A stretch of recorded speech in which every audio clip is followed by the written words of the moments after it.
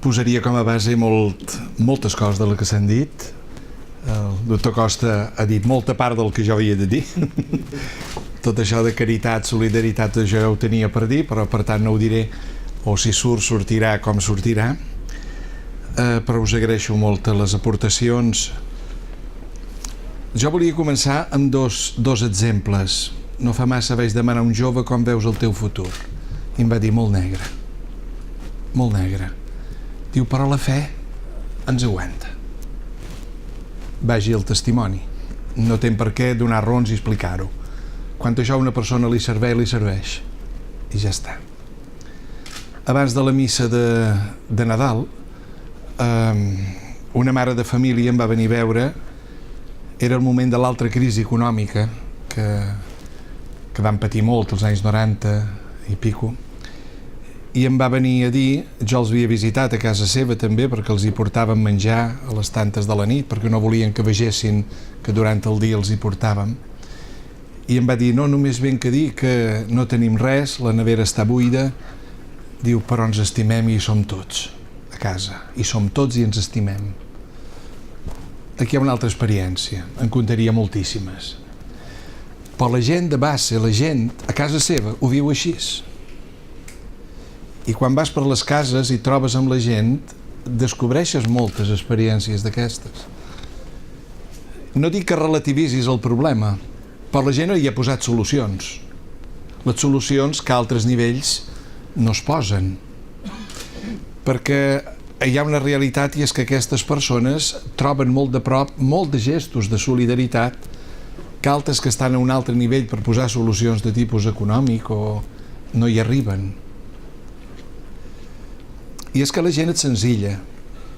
Jo crec que les persones, quan parlem amb el cor, som senzills. Ens compliquem la vida quan intentem aconseguir coses que no estan al nostre abast o quan volem fer una vida fictícia o quan volem construir damunt fonaments que no són fonaments, que són bons de tirar a terra. Per això jo, quan parlo parlar d'una economia més justa i solidària des de la fe, he dit ara uns elements de fe, uns elements d'unes persones que, dic que en diria moltes, però unes persones que hi ha un element en la seva vida, que no és la cartera ni el compte corrent, ni la nevera buida o plena, que justifiquen o manen el que fa, sinó que hi ha una realitat interior que fa que la persona tingui recursos per superar determinades crisis personals o col·lectives. Jo no puc parlar de sortir de la crisi des de resolucions tècniques o de caire polític o ideològic. El mateix papa Benet XVI, la Deus Caritas Est, en aquesta encíclica, que per mi jo l'aconsellaria a llegir a tothom amb molt de detall, i crec que hi ha molt d'anàlisi del que estem fent i del que estem dient. Ell diu que no pot ni ha d'emprendre l'Església per compte propi l'empresa política de realitzar la societat justa possible. No pot ni ha de substituir l'Estat. Però tampoc no pot ni ha de quedar al marge en la lluita per la justícia. Ha d'inserir-se a través de l'argumentació racional i ha de desvetllar les forces espirituals sense les quals la justícia, que sempre exigeix tantes renúncies, no pot afirmar-se ni prosperar. La societat justa no pot ser, diu ell, obra de l'Església, sinó de la política. Li interessa, però, en gran manera, treballar per la justícia, esforçant-se per obrir la intel·ligència i la voluntat a les exigències del bé. És un poc allò de saber qui té responsabilitat sobre cada cosa. Hi ha una responsabilitat de l'Estat, hi ha una responsabilitat de l'Església com a institució, però hi ha una responsabilitat dels creients que formen l'Estat i que formen tantes altres instàncies polítiques, socials, econòmiques, familiars, professionals. És a dir, allà on hi ha cristians presents, allà se realitza tot això que diem que s'ha de realitzar en favor de la justícia. L'activitat econòmica, diu també ell, no pot resoldre els problemes socials ampliant sense més la lògica mercantil. Això ja s'ha dit un poc, però ell diu ha d'estar ordenada a la consecució del bé comú, que és responsabilitat sobretot de la comunitat política. Separar la gestió econòmica de l'acció política, que és la que ha d'aconseguir la justícia mitjançant la distribució, segons el concepte de justícia que han dit, és causa de greus desequilibris. Per tant, jo crec que una conseqüència per poder parlar de sortir de la crisi no només hem de parlar des de la fe, sinó que hem de parlar des d'una opció política responsable i des d'una opció política que sigui constructiva en relació a crear una societat nova, diferent. Dit això, jo diria quina és la contribució de la fe a sortir de la crisi. I quan dic de la fe diria des de l'Església, en quant som molts qui compartim una mateixa fe.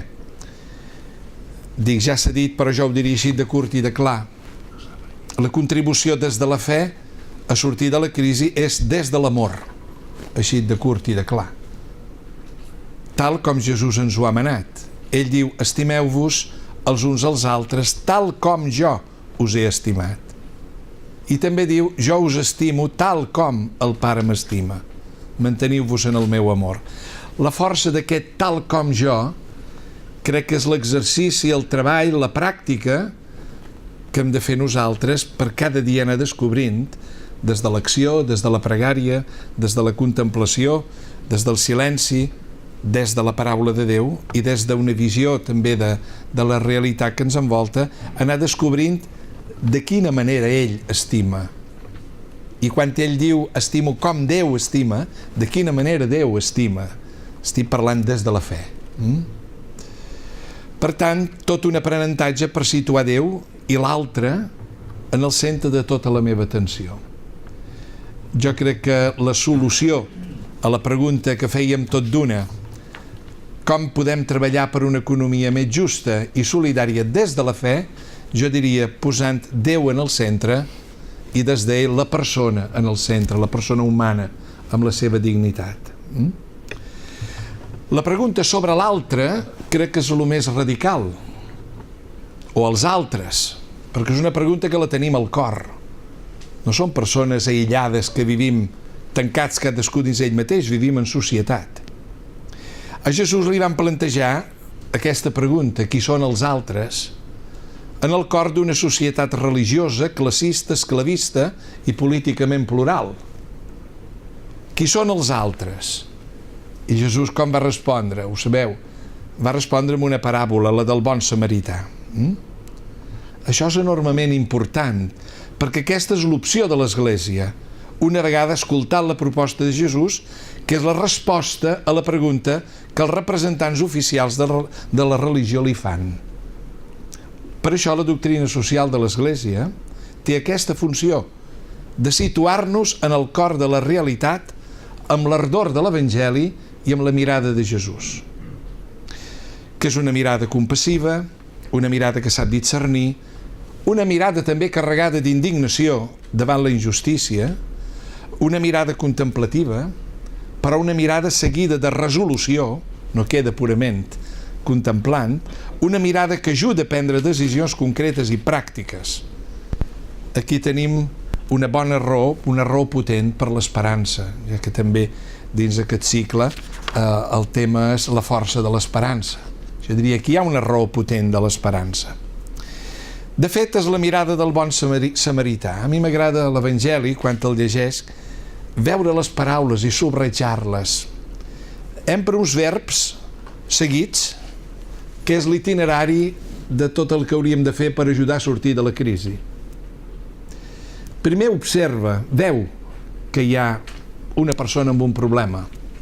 Diu el veier. En segon lloc, se'n compadir. Moltes vegades no ho fem, en això. S'hi acostar, l'amorosir, les ferides, el pujar a la seva cavalgadura, el duguer a l'hostal i se'n va ocupar. Fixem-nos que no és una teoria, tot això. Un s'ha d'embrutar les mans i la pols del terra li ha d'anar pels peus per arribar a trobar una persona i fer tot això amb ella. Optar per una pregunta o per una altra, diria. Jo recordo de molt jove, haver llegit aquell llibre, ho he dit diverses vegades, de Martin Luther King, La fuerza de amar, si el recordeu, en què totes aquelles homilies seves, n'hi ha una sobre el bon samarità que és deliciosa, i ell planteja aquelles dues preguntes. La pregunta que es fa al sacerdot i al levita, quan passen es troben amb el ferit, i la pregunta que es fa al samarità, que era un exclòs religiosament, políticament, era un cismàtic. I la pregunta és aquesta. La pregunta que es fan els primers, el sacerdot i el levita, és: què em passarà a mi si jo l'ajudo? En canvi, la pregunta que es fa al samarità és: què li passarà a ell si jo no l'ajudo? Per mi estaria quasi tot dit amb això. Que cadascú de nosaltres pogués pensar, a l'hora de buscar solucions a una crisi o voler sortir d'una crisi, si pensem el que em passarà a mi o el que li passarà a l'altre. Per tant, hi ha una altra raó de l'esperança aquí. Jo diria que és l'opció entre l'egoisme o la indiferència, o l'amor i la solidaritat. Aquí hi ha un out-out. Quan la persona és capaç d'optar entre l'egoisme i l'amor i opta per l'amor, o quan ha d'optar entre la indiferència i la solidaritat, aquí hi ha una resposta molt concreta. Benet XVI ens ha dit que el programa del cristià, el programa del bon samarità, el programa de Jesús, diu, és un cor que veu. Aquest cor que veu on es necessita amor i actua en conseqüència. Per tant, l'alternativa és jo en el centre o l'altre en el centre de la meva vida.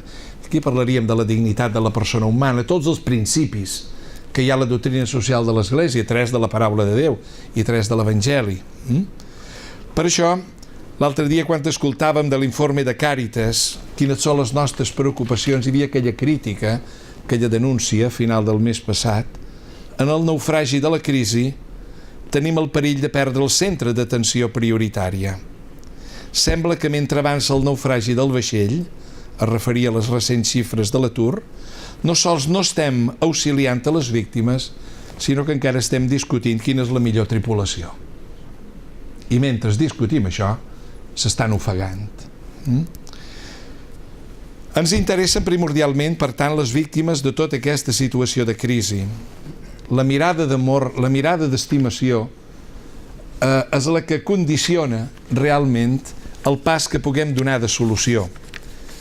Jo no em canso de repetir el que està succeint un poc arrel la referència la faig al papa Francesc.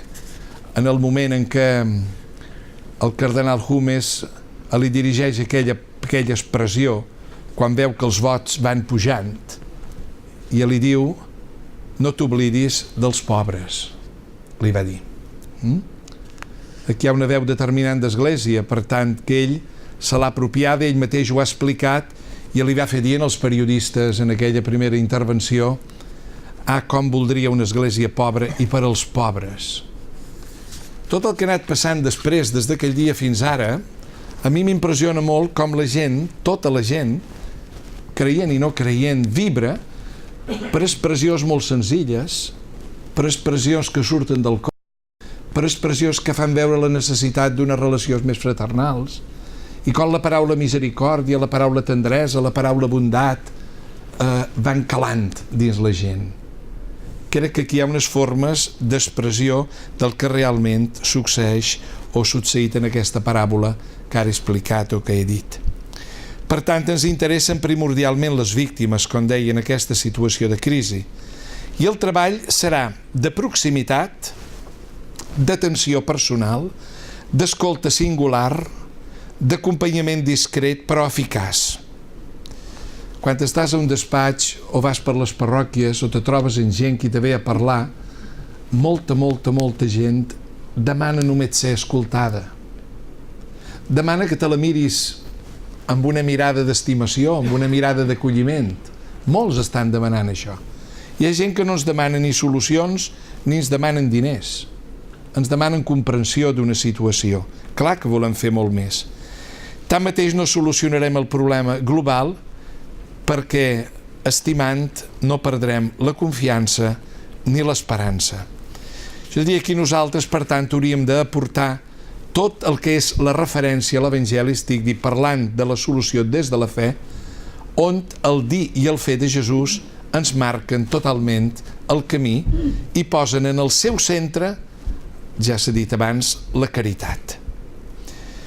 no me vull allargar més, però fent un repàs, diríem, a la Bíblia, el pensament de l'Antic Testament i tot, molt arrelat, sobretot per defensar el pobre, defensar l'immigrant. Hi ha unes expressions que són impressionants, des d'aquella primera expressió en el llibre de l'Èxode, quan Déu o Moisès parla amb Déu i li fa veure la situació del poble, i Déu li diu: estic veient, estic escoltant el clam del poble oprimit, baixo a alliberar-lo. Aquest baixo a alliberar-lo, que és això que fa el samarità quan va allà, i cada vegada que una persona pren una decisió per pal·liar un poc la situació de la crisi econòmica, sigui perquè fa un donatiu, sigui perquè fa un voluntariat, sigui perquè diu part del meu sou que vagi a tal, que això hi és i molt. Jo us ho asseguro, hi és i molt. Hi ha moltes persones que quan veuen les retallades forçoses opten per retallades voluntàries i se retallen part del que tenen i ho donen. Això no surt pels diaris, ni apareix. Però no passen coses més grans, diríem, arrel de la crisi, perquè això hi és. I perquè hi ha molta solució que no es veu. Hi ha molta manera d'ajudar a la gent que això no apareix, i tampoc no apareix com a solució perpètua, però sí com a moment en què la crisi, diríem, es va, no diríem entenint, però va superant en alguns aspectes, sobretot a persones i famílies. Per tant, diria, aquest camí des de la fe és un camí molt llarg, però és un camí que cada dia hi hem de donar resposta, o intentem donar resposta.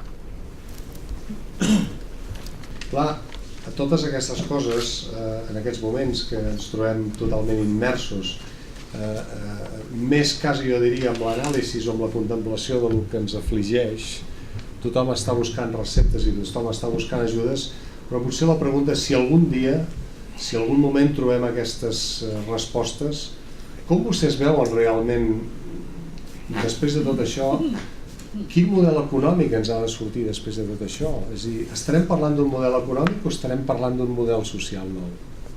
Estarem parlant una altra vegada més de solucions tècniques i econòmiques o estarem tornant a parlar allò que deia que la nevera pot estar buida però la felicitat pot ser plena?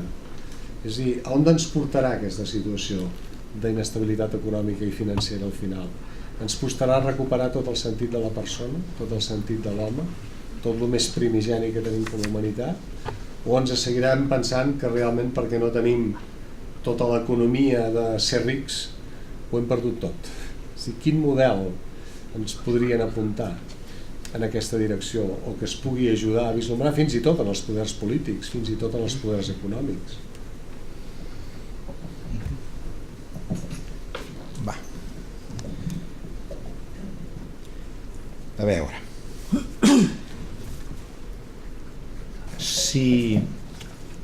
Si definim el talent com intel·ligència en moviment, el tema és: necessitem intel·ligència que es mobilitzi, per tant necessitem talent, molt talent, però necessitem talent amb principis, talent ètic, i n'estem absolutament convençuts, perquè una bona part del problema rau precisament amb unes èlits, i això va molt per la banda financera i del que ens va arribar com a onada, unes èlits on el seu egoisme personal, és a dir, el seu bonus trimestral, va anar per davant de tot. I això ens fa dir que alguns van pecar i ara paguem tots. Això una primera consideració. Una segona és que potser no ens ho hem dit gaire. Ara sí. Hem estat, i potser estem, i amb tot el respecte a les persones, però tan rodejats de mediocritat que això és inacceptable. Quan resulta que del que es tracta és d'atendre l'interès general, que tantes vegades em pregunto, i qui se n'ocupa? I quan el que es tracta és d'atendre precisament en la col·lectivitat, en la societat, en les persones. Per tant, també una altra cosa, no pot ser arruïnar un país o una entitat financera i que no passi res, que no tingui conseqüències, perquè sorprenentment és amb la situació que encara estem. Per tant, ja fa temps que ho diem, no vinc amb la frase per avui. Per nosaltres hi ha una única moneda amb dues cares. Una és competitivitat i l'altra és cohesió social. Claríssimament, però per al que els he explicat els hi vull dir que aquí hi ha una seqüència ordenada. És a dir, o tenim competitivitat o generem progrés des del fer empresa i excedents, o si no, amb quins mitjans farem la cohesió social. I això em sembla que ho hauríem d'entendre tots, de que no hi ha solució màgica. És a dir, encara sorprenentment hi ha falta de realisme i alguns polítics destacats encara parlen d'una situació que no és possible, que és més dèficit eternament finançat i com si els recursos públics fossin d'ells quan resulta que són nostres. Predico tot el que puc. L'expressió estat del benestar ens equivoca, ens fa equivocar. Hauríem de parlar de societat del benestar, perquè és des de l'esforç de cadascú de nosaltres cada dia i de la contribució de cadascú de nosaltres que som capaços de col·lectivament atorgar-nos un benestar. I això em sembla que forma part del que tocaria recordar i expressar a dins d'aquesta dutxa de realisme que crec que és tan necessària. Ja direm més coses. Sí. N'ha parlat de cohesió i jo crec que jo m'he demanat moltes vegades què o qui ens sosté al llarg d'aquest temps de la crisi i quins signes de cohesió hi ha i quins d'enfonsament i de dispersió. I jo crec que hi ha hagut un element molt clau de cohesió i hi és, que és la família. Jo voldria posar la família com el que està mantenint l'esperança i està solucionant dia a dia, ara quan parlàveu del dia a dia. I també posaria que amb ella totes les entitats socials que estan fent front a la crisi, des de la solidaritat en totes les seves dimensions. La ciutadania reacciona, la ciutadania parla, la ciutadania diu. I jo crec que això ens està ensenyant que no només les solucions provenen del món de la política, diríem, organitzada, sinó que provenen del poble i de les bases del poble. Dins les mateixes comunitats cristianes, les parròquies, notes molt que hi ha una gran sensibilitat social impressionant que està donant resposta, amb una gran cohesió, està donant resposta a molta problemàtica d'aquell entorn, d'aquell barri, d'aquell poble, i que s'estan plantejant projectes i realitzant projectes que són solucions concretes. Ara, jo crec que tot això, per la pregunta que feies, cap on va? Jo crec que hem d'optar per un estil de vida més senzill. Se deu poder ser feliç sense tenir tant i se deu poder ser feliç compartint. Jo crec que un és més feliç compartint que no atesorant, que no acaparant, perquè al final notes que el bé te'l fas només a tu. Quan parlàvem de solidaritat, parlàvem de caritat, parlàvem de tot això, pensa un més, es posa ell en el centre, no hi posa els altres en el centre. I jo crec que tota aquesta crisi ens està obrint els ulls i obre els ulls a molta gent de que hi ha d'haver una altra organització social, no hi ha d'haver tant afany de lucre, no hi ha d'haver tant malbaratament, diríem, de les coses. Quan un escoltava el dia que estava reunit amb els dels bancs d'aliments, quan deien tot el que es tira em deien que els restaurants tenen un 30% del menjar. Com a cada gent alimentaríem això ben repartit? No per tirar-ho després, sinó per repartir-ho, que n'hi ha qui ho fan, n'hi ha qui reparteixen a menjadors socials i tot això, i també s'ha d'agrair moltíssim.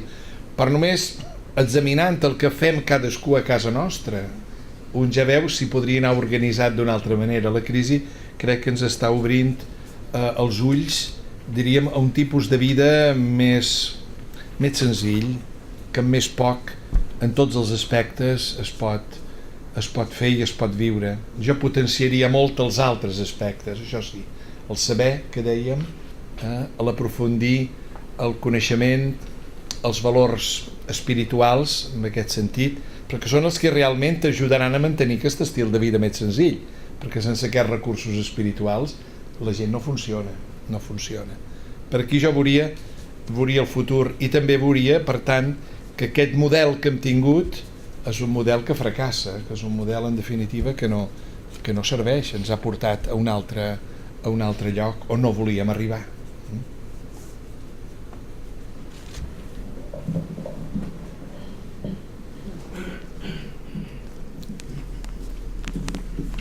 Jo voldria fer com una aportació teòrica i pràctica alhora, que és una de les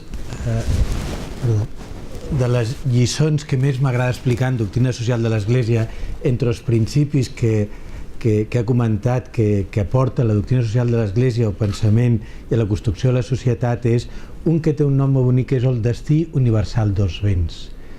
La idea és, la va proposar Pius XII amb un radiomissatge, es diu La Solemnitat, però ho resumiré en un parell de preguntes que es feia Sant Tomàs a la Secunda, qüestió 66, l'article 1 diu: li és natural a l'home posseir béns?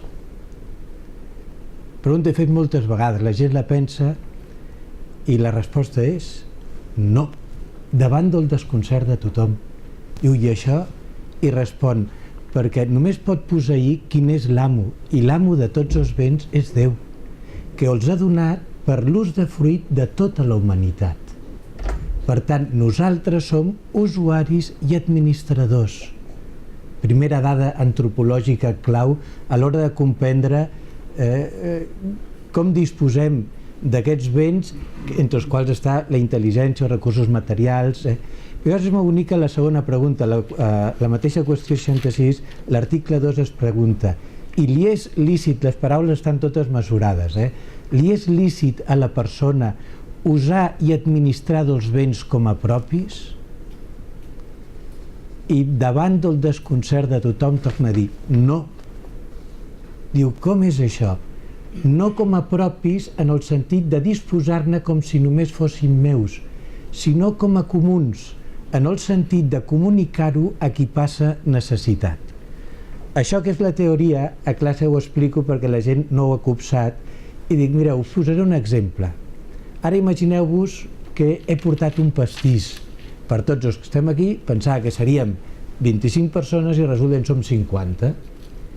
Com puc fer realitat aquest plantejament amb aquest exemple pràctic?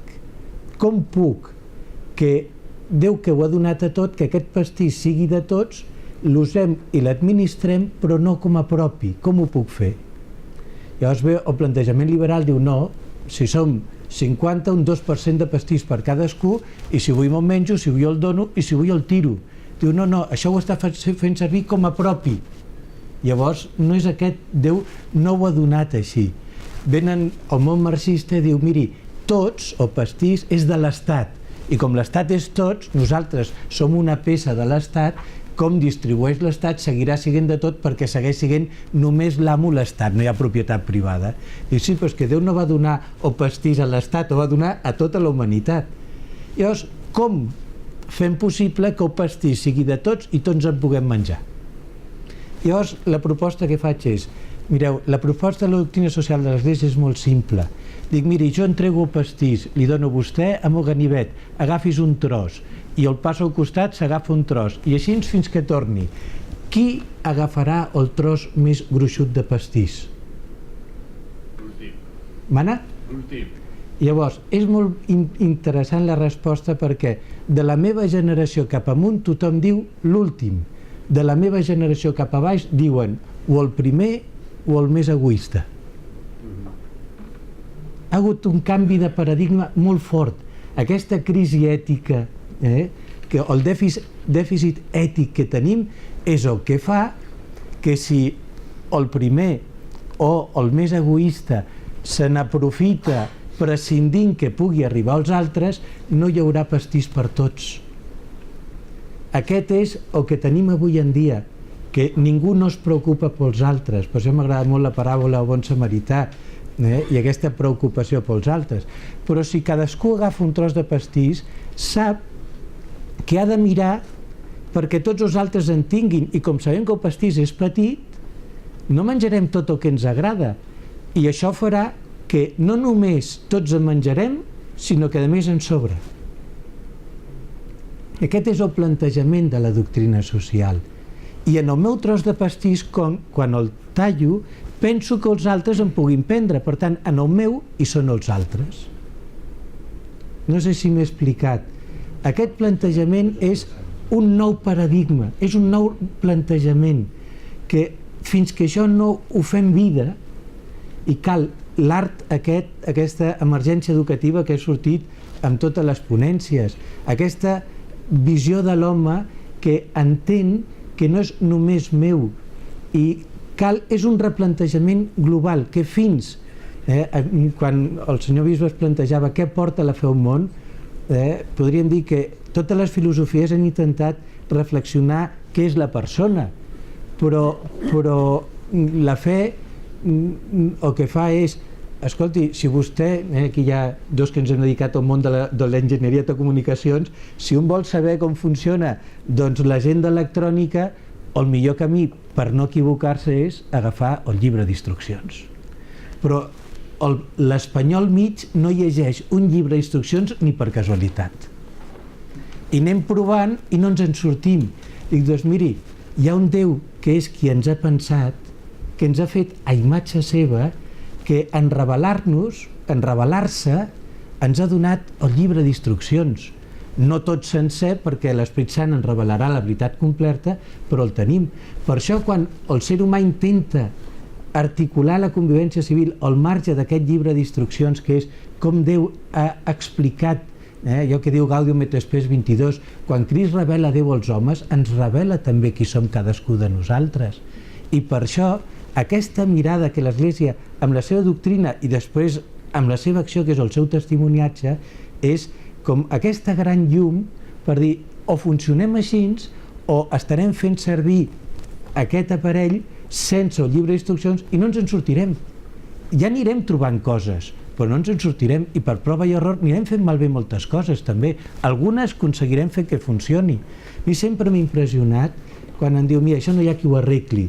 I dic, mireu, va haver-hi una època que era el liberalisme manchesterià de la revolució industrial anglesa, on la gent treballava 17 hores diàries a uns sous que quan Lleó XIII es planteja la licitud d'un sou era que fos suficient per un treballador morigerat, és a dir, que almenys no es morin de gana una persona sola.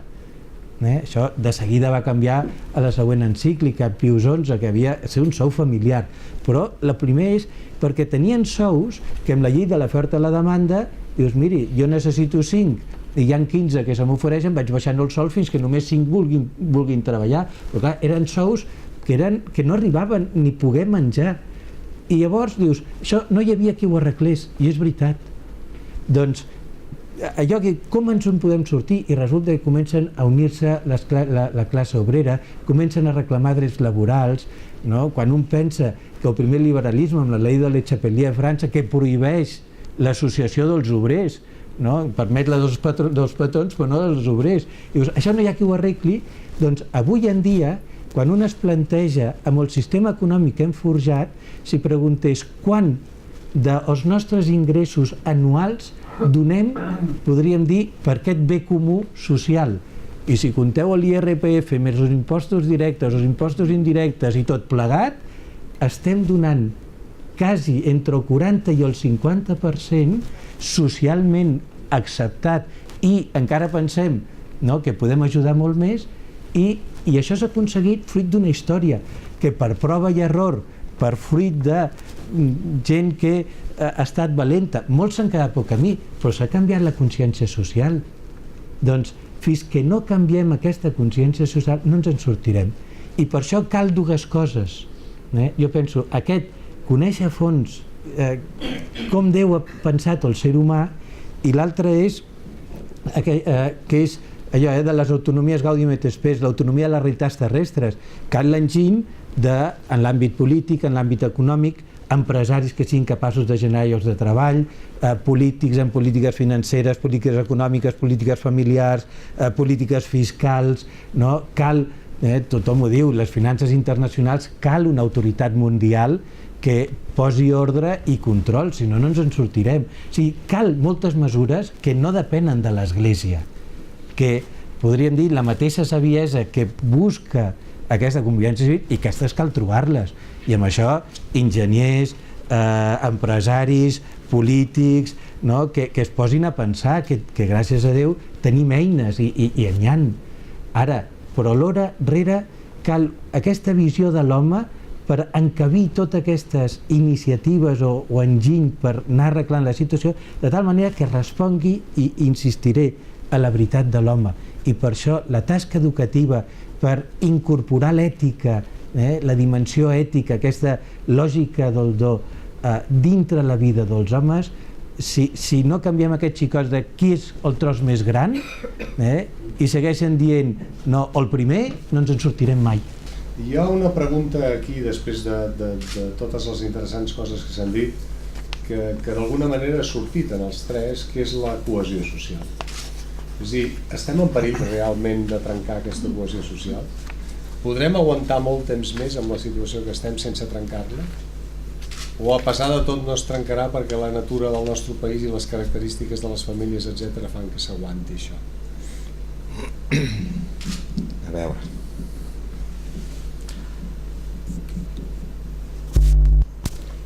El moment té, des d'un punt de vista econòmic i financer, evidents fragilitats, però mirem-ho amb altres perspectives més positives. Si ara vostès vinguessin a la nostra seu de Terrassa, a l'entrada veurien una pancarta enorme que diu «Són temps co», cooperar per créixer, col·laborant, compartint, connectant. Però hi podem afegir més coses. Estem molt preocupats per l'ús que es fa dels recursos sempre limitats de les administracions, és a dir, del nostre diner.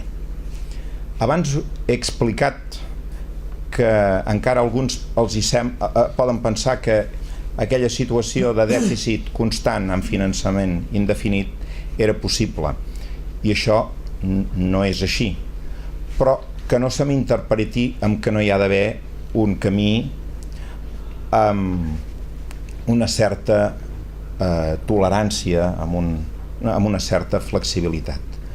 Però com a empresaris els hi diré una cosa: ens preocupa molt si hi ha flexibilitat amb el dèficit, i el pressupost és un element important, l'ús que se'n faci d'aquests recursos addicionals que la flexibilitat ha de donar. I això em torna a fer dir que per qualitat democràtica el tema del retiment de comptes en aquest país, a Espanya i a Catalunya, és un terreny verge. No ens passen comptes, no hi ha publicitat activa perquè comprenguem amb què s'esmercen els nostres recursos, perquè jo continuo reclamant i em repeteixo que s'han de canviar prioritats pressupostàries, i en aquests moments encara més. Per una banda cohesió, sí, i per l'altra estímuls al creixement, perquè és la roda que ens torna a donar possibilitats de més recursos. I per tant, ja que estic parlant de temps co, la cooperació público-privada hauria de tenir molt més recorregut, perquè és el que més veiem per la resta de països del món. I precisament perquè viatgem, l'altre element que també hauríem d'incorporar és el colideratge. Jo crec que ens hem en part de fer l'autocrítica de que hem deixat la política massa sola. I el polític, que quina comoditat, no?, de poder estar, diguem-ne, tan sol. I els països que funcionen, els països on estan tirant endavant, des de la discreció, però hi ha autèntic colideratge del món empresarial, si volen també de la societat civil i de la política, i alineen els objectius, i a partir d'aquí això es tradueix en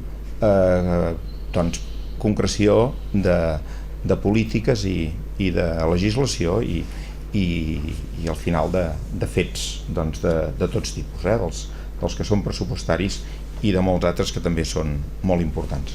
Vol dir que aquests temps em sembla que són en l'escenari on guanyarem aquest moment que començava dient que és tan crític pressupostàriament i financerament. Jo comentaria una cosa, faria una pregunta jo, que seria què fer però perquè el creixement no sigui d'uns i sigui per tots des d'una visió empresarial. M'explico? Sí. Bé, aquesta és una pregunta allò transcendent, però ho és perquè a vegades potser també fem, diguem-ne, un punt de simplificació. No ho nego, però entenguem-se, la immensa majoria del teixit empresarial és empresa petita i molt petita. Vol dir que d'empresaris que en aquests últims 5 anys patrimonialment s'han arruïnat, farem una llarga llista. I també els vull dir una cosa, que aprofito. CECOT, i ho dic amb un prudent i moderat orgull, ens sembla que potser també ens distingeix ser una organització empresarial amb ànima.